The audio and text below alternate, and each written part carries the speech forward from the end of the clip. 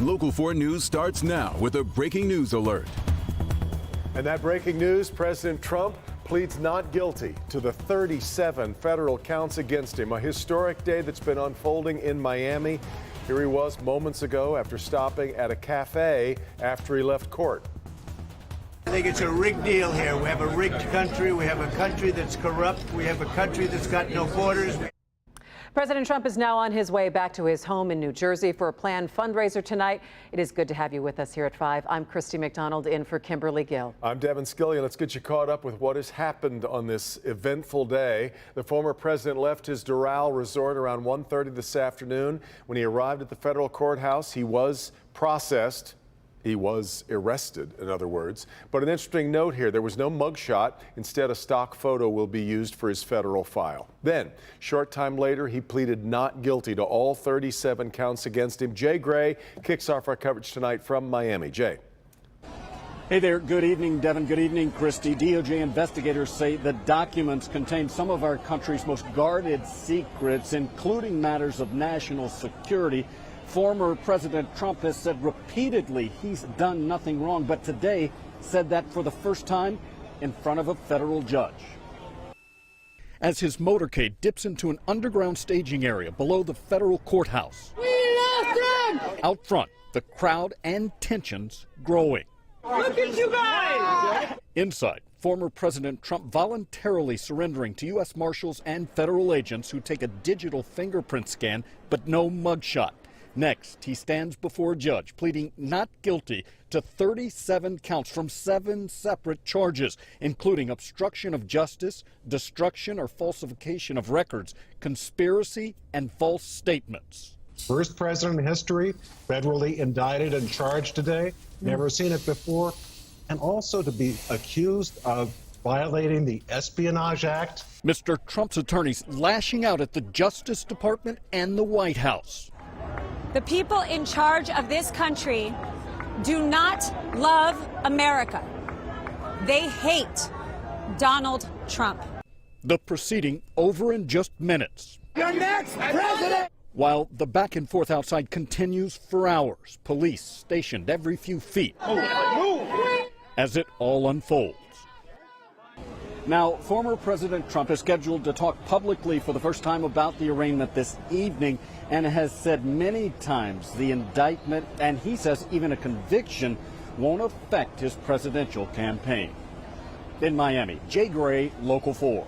All right, Jay, our coverage of President Trump's arraignment is going to continue over this next 90 minutes of news and on clickondetroit.com. Ahead here today at 5:30, we're going to take a look at how this case could impact the presidential campaign heading into what, of course, will be a busy primary season. Also, right now, clickondetroit.com, you can read the full 37-count indictment. Now to a big breaking story here at home. The cousin of Zion Foster has now been charged with her murder. 17-year-old Zion went missing back in January of 2022. Her cousin, Jalen Brazier, had been the main person of interest in the case, while now charged with first-degree murder. Sean Lay, following this story really since she went missing. And Sean, her body has still not been found. That's the key. Her body, Zion Foster, her body has never been found here, so now we have a murder charge. And Devin and Christy, you set this up perfectly. This is a big deal. It's a big deal for Zion Foster's mother. We have stayed close to her month after month. Of course, this is essentially, she says, ruined her life, not having her daughter. But now the prosecutor's office, Wayne County Prosecutor's Office, believes there's enough evidence now to bring a murder charge.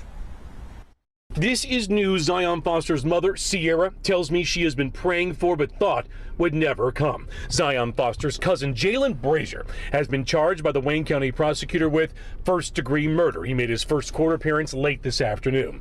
Foster went missing after January 5th of 2022. She was last with her cousin, Jalen Brazier. She went missing. Her body has never been found. Brazier said Zion just suddenly died as the two were smoking marijuana. He says he panicked and put her body in a dumpster without telling anyone. That eventually led to Detroit police searching a landfill last summer, but nothing was found. The investigation never stopped, and now prosecutor Kim Worthy says enough evidence has been presented to her office to accuse Brazier of the murder of Zion Foster. back here live. Immediately reached out to Zion's mother. She has moved out of state. We hope to hear from her and her reaction as this proceeds. What is that evidence that without a body, without Zion Foster's remains ever been found? That's not clear yet, guys. That we know a search warrant was served at the home where Brazier was living, but this is going to go to a preliminary hearing, and that's where we hope to hear that key evidence that homicide detectives were able to gather to get this warrant signed by the prosecutor. In the meantime, there's quite a battle in court, guys, over bond, but at the very end, the magistrate is holding Brazier without bond tonight. Charges, Sean, but still, so much mystery remains. All right, Sean. All right, now on to the weather. An ExactTrack 4D radar lit up right now. A line of storms moving through Metro Detroit. We heard a lot of rain here. It kind of follows this pattern we've been seeing. Sun and patches of rain. Been on and off throughout the day, really. All right, so let's get over to Kim Adams and our first look at the forecast. Hi, Kim. Hi. So it's actually that sun that has really fueled some of these thunderstorms because that heating was just enough to get these firing up. Nothing severe, but we do have some lightning on our lightning detector showing up in a few of these cells. So if you have outdoor plans tonight, especially if your kids are playing baseball, you're going to want to download that 411 weather app because it has a lightning detector on it that will tell you if there is lightning in your area. But I want to zoom in here.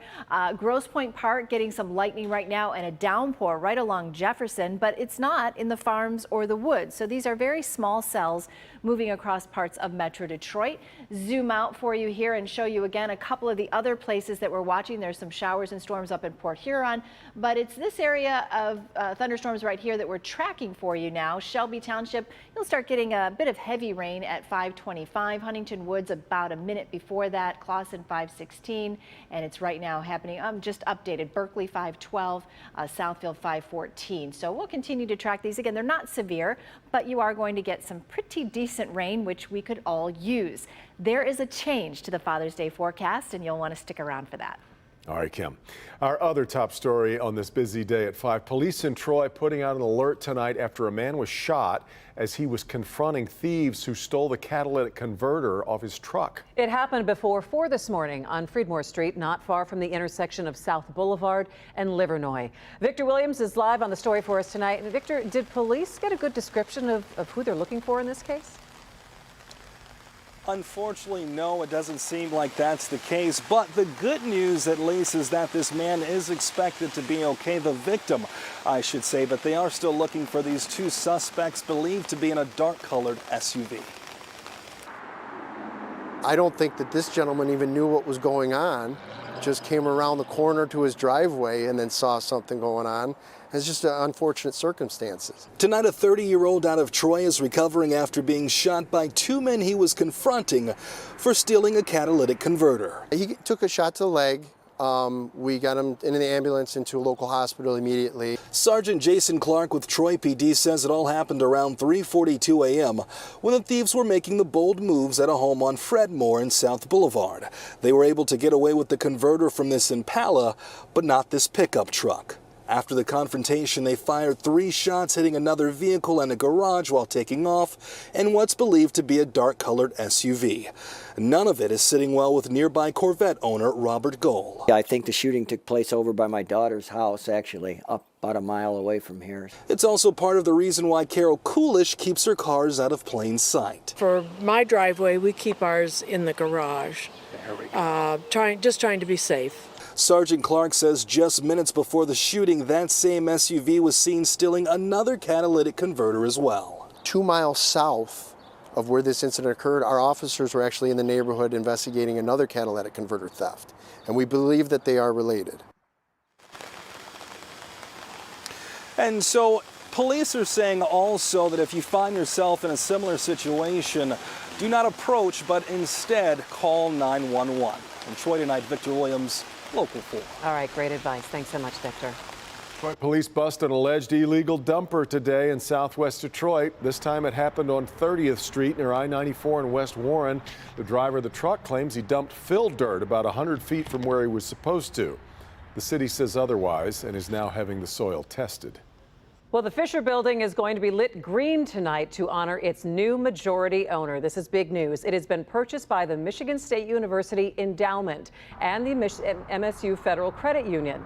The groups now have control over the building, 3 other news center properties, and 3 parking areas. The university says it plans to use the Fisher for a wide range of educational and administrative functions. There is no word yet, though, on the financial details of this big deal. Fascinating. If you're having trouble accessing some big websites this afternoon, you're not alone. An outage at Amazon Web Services affected everything from Delta to the McDonald's website, a number of news websites across the internet. The outage was confirmed shortly after 3 o'clock this afternoon. There is no word yet on when those might be restored.